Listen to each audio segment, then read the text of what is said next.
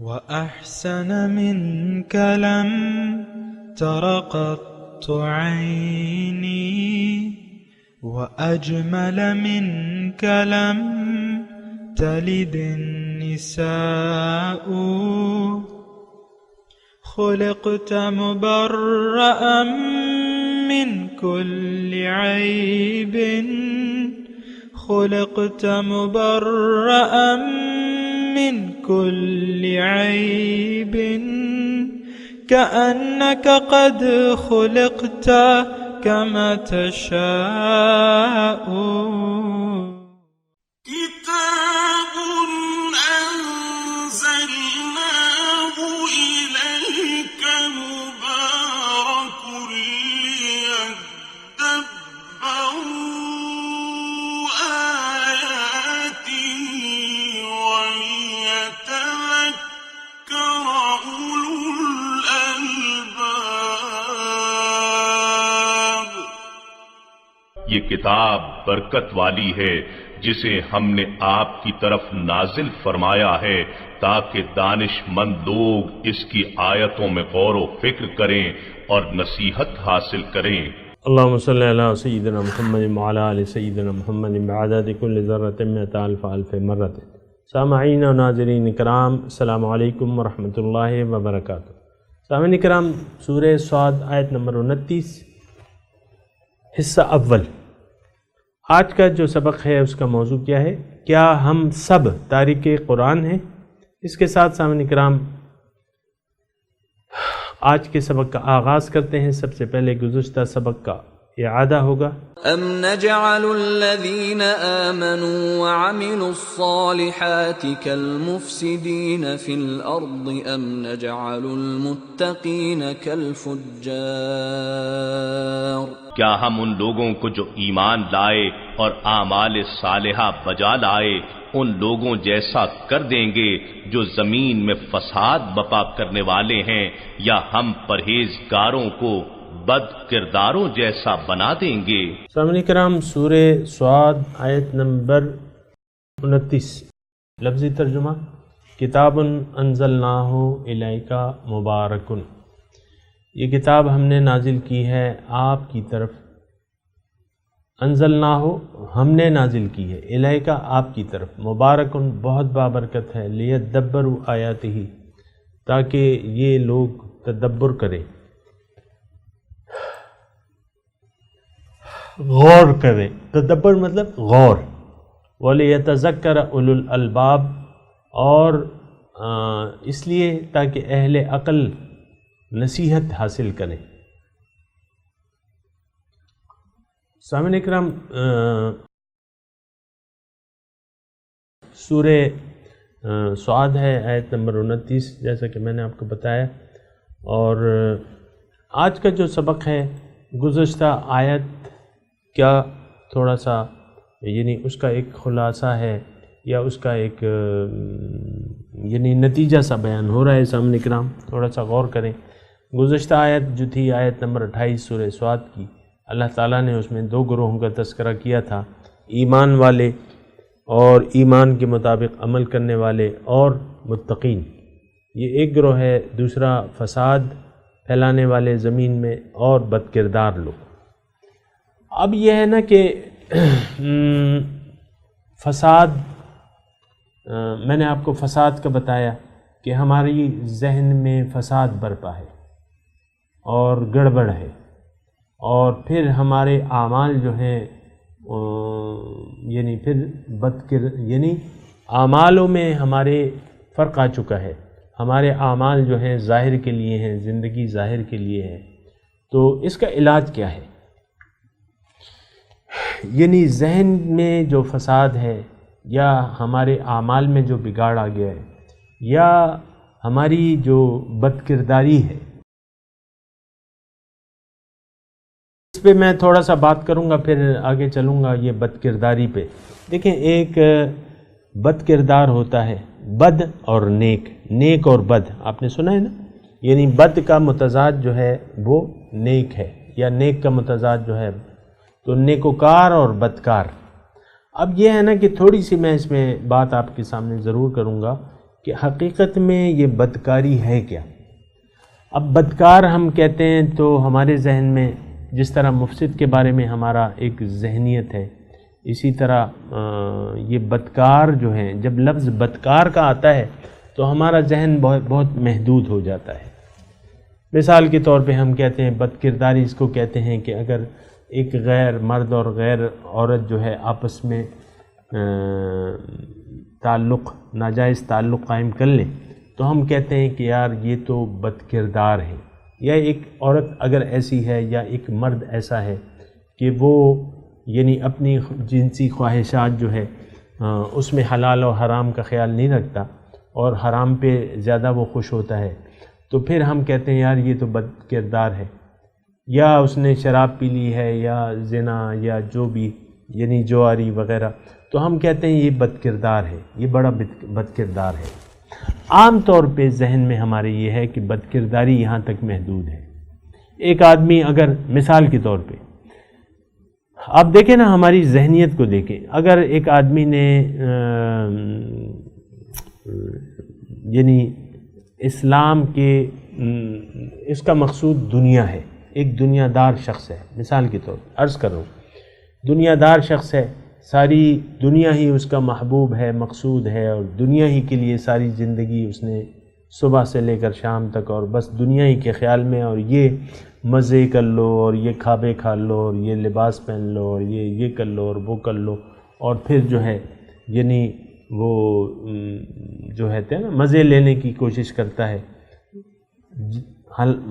یعنی عقل حلال ہے، حرام نہیں کما رہا، لیکن مقصد دنیا ہے۔ تھوڑی توجہ کریں سامنے کر، مقصد دنیا ہے اور دنیا ہی کی زندگی، بھئی میری بیوی شادی کرنا ہے، بھئی بیوی اچھی ہونی چاہیے، ہمیں پسند ہونی چاہیے، خوبصورت ہونی چاہیے، گھر اچھا ہونا چاہیے، کاروبار خوب پیسے آنے چاہیے، مثال کے طور پر اولاد ہونی چاہیے، بہت خوبصورت ہونی چاہیے وہ، اور پھر بینک بیلنس بھی ہونا چاہیے وہ، تو دنیا ہی کی طرف اس کی توجہ ہے، دنیا کی طرف توجہ ہے اور دنیا ہی میں مشغول ہے۔ ساتھ ساتھ نمازیں بھی پڑھ لیتا ہے، روزے بھی رکھتا ہے، کلمہ بھی پڑھا ہوا ہے زبان سے، حج بھی کر لیے، 2-3 حج کر لیے، ہر سال عمرے پہ جاتا ہے، مقصد دنیا ہے۔ یہ بات ہماری ذہن میں نہیں آتی نا، مقصود دنیا ہے، مقصود اللہ نہیں ہے، اللہ والوں سے پیار نہیں ہے، اللہ سے پیار نہیں ہے، اور یعنی آخرت کا کوئی ذہن ہی نہیں ہے، آخرت کا نہ قبر کا کوئی ذہن ہے، نہ دوزخ کا، نہ یہ بس یہ زندگی، لیکن خیر خیرات کرتا ہے، خیر خیرات کرتا ہے، زکوٰۃ دیتا ہے، نماز 5 وقت کی پڑھتا ہے، ماتھے پہ گٹا بھی پڑا ہوا ہے۔ ہمارا ذہن، اب یہ ایک آدمی کسی کو ضرر بھی نہیں پہنچا رہا، ہمارا ذہن یہ ہے کہ یہ بد کردار نہیں ہے۔ یہ ہے نا وہ بنیادی فرق جو میں آپ کو بتاتا ہوں بد کرداری کا۔ ہمارا ذہن یہ ہے کہ یار وہ زانی ہے، اگر ایک زانی ہے، شرابی ہے، جواری ہے، ہم کہتے ہیں یار یہ تو بڑا بد کردار ہے۔ دوسرا جو شخص ہے، یعنی ہم نے محدود کر لیا ہے 2-3 چیزوں تک۔ میں صرف یہ کہنے کی بد کرداری کو ہم کہتے ہیں یار اس کا کردار اچھا نہیں۔ ایک مطلب خاندان والے ہیں، ایک جاتے ہیں رشتہ، یعنی ان کے پاس رشتہ آتا ہے، بیٹی ہے، کسی کے گھر میں بیٹی بیٹھی بھی ہے، رشتے مختلف آتے ہیں، پھر وہ اپنے طور پہ پھر وہ تحقیق کرتے ہیں نا لڑکی والے کہ بھئی یہ لڑکا کیسا ہے، کیا ہے کیا نہیں ہے، تو کوئی کہتا ہے وہ پوچھتے ہیں نا ایک دوسرے سے، کہتے ہیں یار لڑکا بد کردار ہے۔ آپ سمجھ رہے ہیں نا میری بات، لڑکا بد کردار ہے، یہ بس۔ اب وہ کیا مائنڈ میں ہے اس کے، یہ غیر عورتوں سے تعلقات رکھتا ہے اور اس نے پہلے بھی شادی کی اور چھوڑ دیا اور بیوی کو صحیح نہیں رکھتا اور غیر عورتوں سے تعلقات، بد کردار ہم نے دیکھیں کتنا محدود کر دیا۔ یہ بات نہیں ہے سمجھ کا۔ دیکھیں نیکوکار اور بد کردار، اچھا کردار، برا کردار۔ بد کردار کیا ہے؟ برا کردار۔ اب دیکھیں تھوڑی سی آپ میری بات سنیں کہ اللہ تعالیٰ نے، یعنی اس کی میں وضاحت کرتا ہوں کہ بد کردار اصل میں ہیں کون لوگ؟ وہ لوگ جن کی منزل دنیا ہے، جن کا مقصود اللہ نہیں ہے، دنیا ہے، جن کی ساری کوششیں دنیا کے لیے ہیں، دین سے اس کا کوئی خاص واسطہ نہیں ہے. جس طرح کہ آج ہم نے سامعین کرام قرآن کو ترک کر دیا ہے، عملاً ہماری زندگی اپنے اعمال سے ہم قرآن کی ہنسی اڑا رہے ہیں. کیا عورتیں، کیا لڑکیاں، کیا جوان، کیا بوڑھے اور بوڑھیاں اپنے کردار سے، اپنے اعمال سے قرآنی احکامات کا مذاق اڑا رہے ہیں. اور یہی بات جو ہے اللہ کے رسول فرمائیں گے وقال الرسول یا رب ان قوم اتخذوا هذا القرآن مہجورا. اے اللہ، یہ کیسی میری قوم ہے، انہوں نے تو قرآن کو مذاق بنا دیا تھا، نشانہ تضحیک بنا دیا تھا. اب ترجمہ دیکھ لیں. آج اسلام کا عملاً ہم مذاق اڑا رہے ہیں، دیدہ دانستہ. آج کا معاشرہ دیکھ لیں، من حیث القوم، کس طریقے سے مال حرام کھایا جا رہا ہے، کس طریقے سے اس کو حلال سمجھ کے کھایا جا رہا ہے. دیکھیں، گناہ تو گناہ ہے، لیکن آپ اگر کہتے ہیں کہ یہ تو بس میرے لیے ٹھیک ہے، یہ جائز ہے، تو یہ تو کفر ہے. حرام کو آپ حلال قرار دے کے کھائیں تو یہ کفر ہے سامنے کرام. ہاں، حرام کو آپ حرام سمجھ کے کھاتے ہیں تو وہ گناہ کبیرہ ہے، لیکن گناہ کو آپ نے جائز سمجھ لیا، حلال، اس کے لیے دلائل ہیں آپ کے پاس، تو یہ کفر ہے سامنے کرام. یہ آپ ہمارے عقائد کا مسئلہ ہے کہ گناہ اس وقت تک گناہوں میں ہوتا ہے جب تک آپ اس کو گناہ سمجھیں. جب آپ اس کو آپ نے گناہ نہیں سمجھا اور اس پر راضی ہو گئے، اس کی تعریف بدل دی، اس کے لیے دلائل ہیں اب آپ کے پاس، تو وہ کفر میں آتا ہے. یہ بات نوٹ کر لیں سامنے کرام، ورنہ دیکھ لیں عقائد کی کتاب. تو یہ بد کرداری میں آپ کو صرف بتا رہا تھا کہ بد کردار قوم ہے یہ. ہم لوگ من حیث القوم بد کردار ہیں. ہماری منزل اللہ نہیں ہے، ہم جنت کے طلبگار نہیں ہیں، دوزخ سے نجات نہیں چاہتے. عملاً ہم دوزخ کے لیے بھرپور تیاری کر رہے ہیں. یہ قوم انفرادی طور پہ بھی اور اجتماعی طور پہ بھی. بہرحال آج کا جو سبق ہے کتاب انزلناہ الیک مبارک. یہ کتاب کیا ہے؟ اب اول تو اس کتاب کے بارے میں آپ کو معلوم ہونا چاہیے. ہم تو اس کتاب کو ایک کتاب ناظرہ سمجھتے ہیں، کتاب ناظرہ سمجھتے ہیں، لیکن یہ کتاب یہ محض اس لیے نہیں ہے کہ آپ اس کو بس پڑھ کے مطمئن ہو جائیں یا آپ اس کی کم از کم تلاوت کرنے لگیں. یہ شریعت کا، یہ قرآن کا تقاضا نہیں ہے کہ آپ اس کے الفاظ کو جان لیں. شریعت کا تقاضا یہ ہے کہ آپ اس میں جو ہے اس پر آپ غور و فکر کریں اور اس سے نصیحت حاصل کریں. آج کی آیت میں یہ مضمون بیان کی جا رہی ہے کہ یہ کتاب کس نے نازل کی ہے. 2-3 اس میں جو مضامین ہیں میں آپ کو بتا رہا ہوں. اول تو یہ کتاب کا نزول کس کی طرف سے ہے. ایک اس آیت کے جو مباحث ہیں وہ یہ ہیں.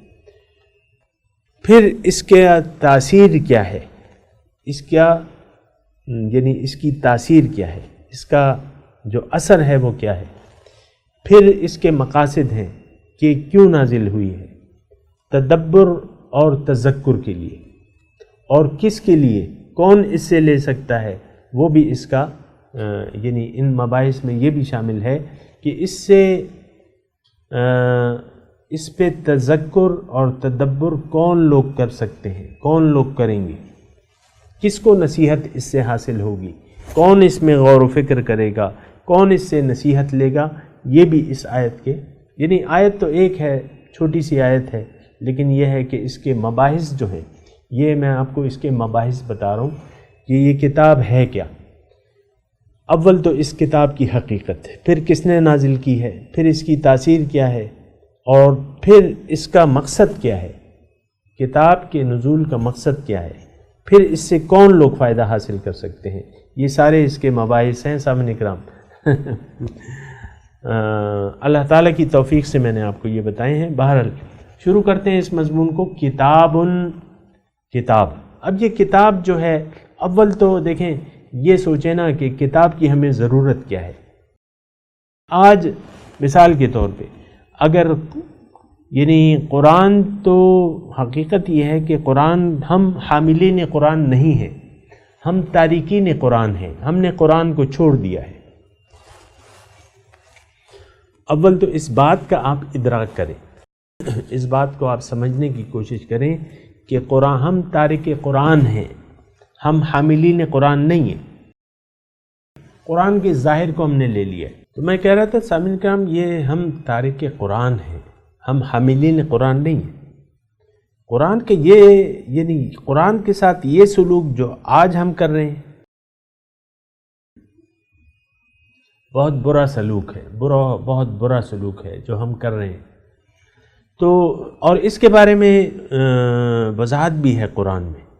اگر آپ قرآن کے جو نزول کے مقاصد ہیں، اگر وہ مقاصد آپ نہیں بنائیں گے یا اس طریقے سے اس سے سلوک نہیں کریں گے، محض اس کو ایک متبرک کتاب سمجھ کے اس کو چوم لیں گے، تو یہ قرآن کا مقصد نہیں ہے۔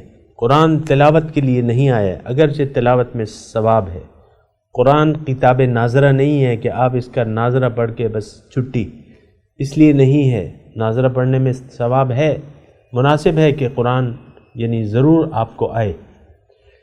اور پھر تو اب یہ ہے نا کہ صرف ایک متبرک کتاب ہے۔ سامنے کرام آج دیکھ لینا قرآن کے ساتھ ہمارا سلوک کیا ہے، ایک متبرک کتاب ہے۔ اور آپ نے طاقچوں میں اکثر یہ ہوتا ہے کہ بیٹی کو کہتے ہیں ہم نے قرآن کے سائے میں رخصت کیا، کہتے ہیں نا۔ تو یہ آپ دیکھیں نا اس کو ہم کن مواقع پہ استعمال کرتے ہیں۔ یہ ایک متبرک کتاب ہے جس کو پڑھنے، جس کا علم حاصل کرنے اور اس کو سمجھنے کے لیے ہم تیار نہیں ہیں، تلاوت کے لیے بھی تیار نہیں ہیں۔ آج دیکھ لیں کتنے لیکن یہ کتاب تلاوت تو ہے نہیں، لیکن میں ویسے کہہ رہا ہوں کہ وہ کتاب تلاوت بھی ہم نے نہیں بنائے۔ رمضان میں قرآن ایک آیت ختم کر کے آپ بری الذمہ ہو جاتے ہیں، یا کوئی قرآن کا استعمال تو دیکھیں نا، آپ اپنے جو بیمار ہو جاتا ہے، لا علاج ہوتا ہے، کھانا پینا بند کر دیتا ہے بیمار، تو بس پھر کتابیں کھل جاتی ہیں، کیونکہ اب آپ اس کی موت کا انتظار کر رہے ہیں۔ لوگ آنے لگتے ہیں دیدار کے لیے، ملاقات کے لیے، پرائی عورتیں آ جاتی ہیں پرائے مرد کو دیکھنے کے لیے۔ یہ کون سا طریقہ کار ہے؟ یہ اکثر گاؤں وغیرہ میں ایسا ہوتا ہے کہ بس وہ جب سمجھتے ہیں کہ یہ قریب المرگ ہے، عورتیں شروع ہو جاتی ہیں کہ بھئی ملاقات۔ بھئی تم پرائی عورت ہو، تم پرائے مرد کو کیوں دیکھنے کے لیے آ رہی؟ یہ سوچ ہے، ذہنیت ہے سامنے کا۔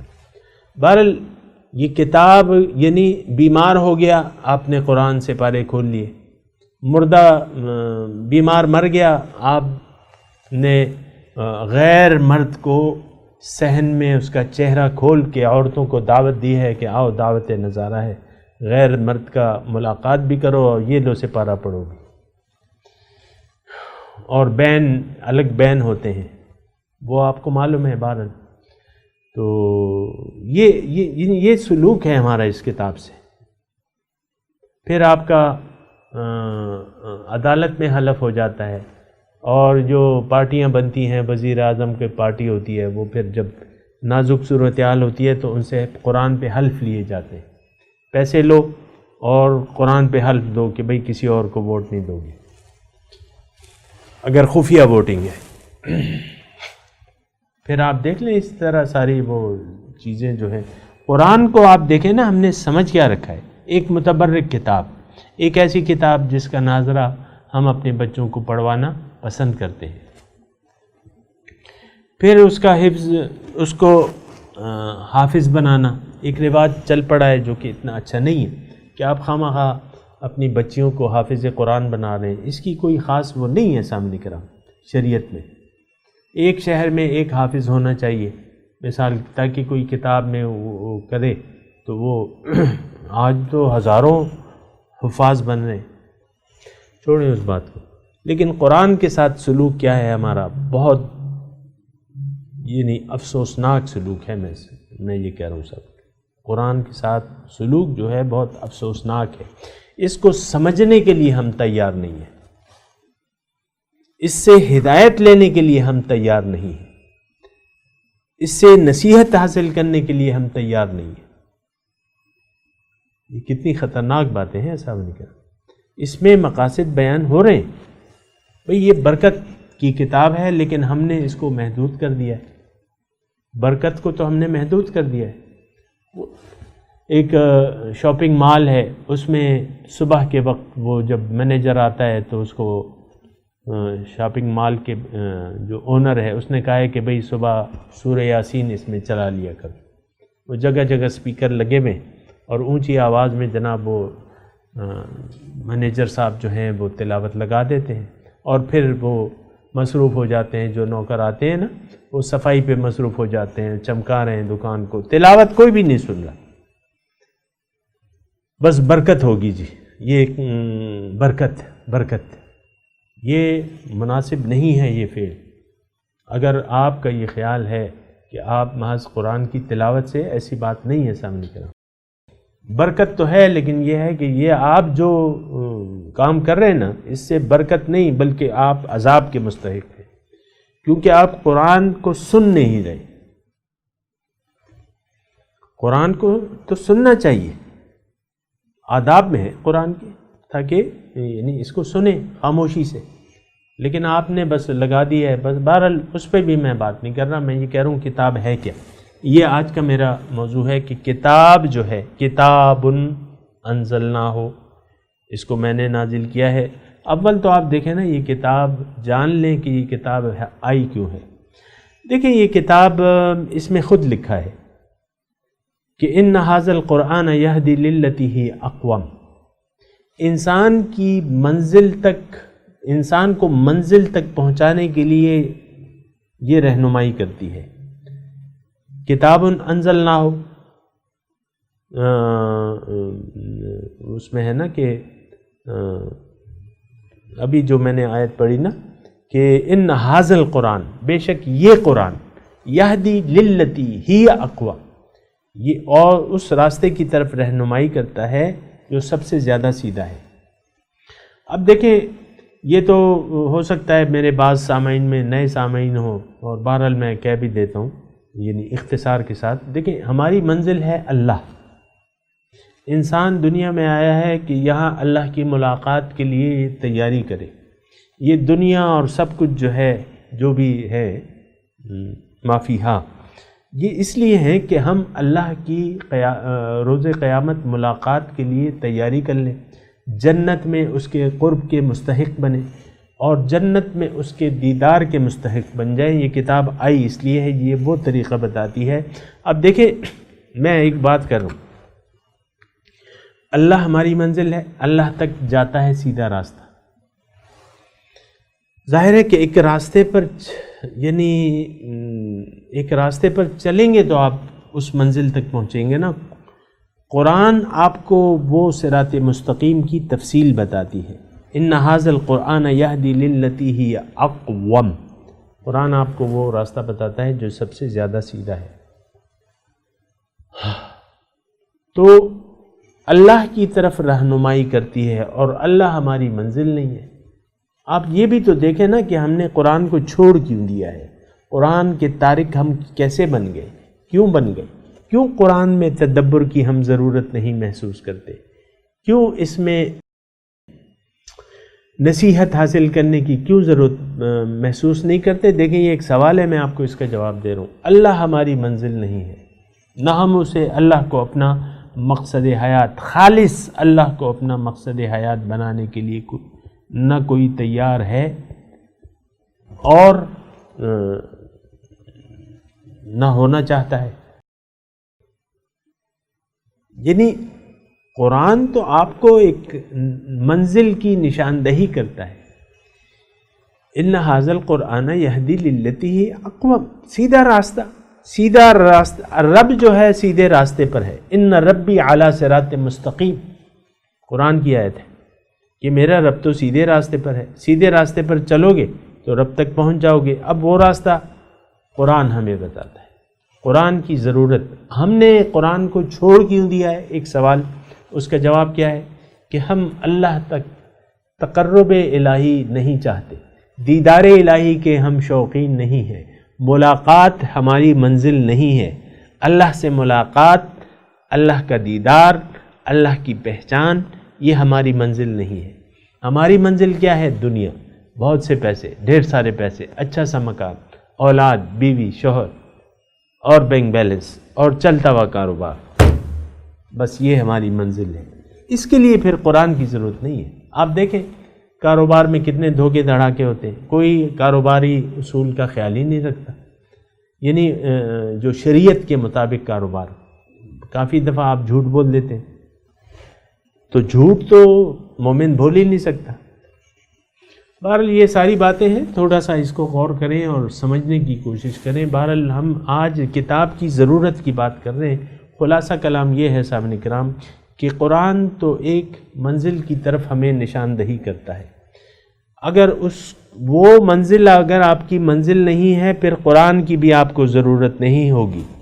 آپ اپنے آپ سے تو سوال کریں نا کہ بھئی آیا میں قرآن کو سمجھنا چاہتا ہوں، اس سے نصیحت حاصل کرنا چاہتا ہوں؟ نہیں، اس کا جواب نفی میں ملے گا۔ آپ قرآن پڑھا رہے اسی طریقے سے جس طرح کہ آپ نے ریشمین غلاف بنا کے اس کو طاق زینت بنا دیا ہے، طاق کی زینت بنا دیا ہے، بس اس سے زیادہ نہیں۔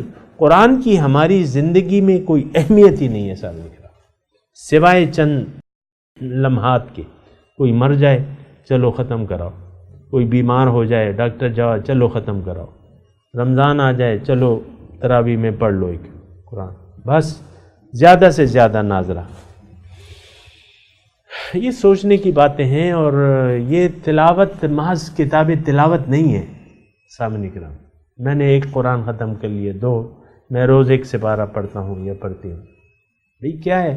تم مجھ سے ہدایت نہیں لے رہے اور صفحات پہ صفحات الٹے جا رہے ہو، اس کا کیا فائدہ سامنے کرام؟ بہرحال میں تلاوت کرتا ہوں، میرے ساتھ دہرائیے۔ اعوذ باللہ من الشیطان الرجیم، بسم اللہ الرحمن الرحیم، کتاب انزلناہ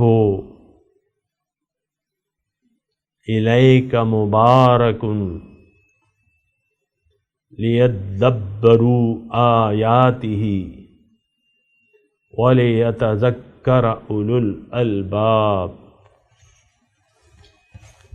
سامعین کرام، اب ان آیات کیا ترجمہ، اس آیت کا ترجمہ سنا دیں۔ کتاب،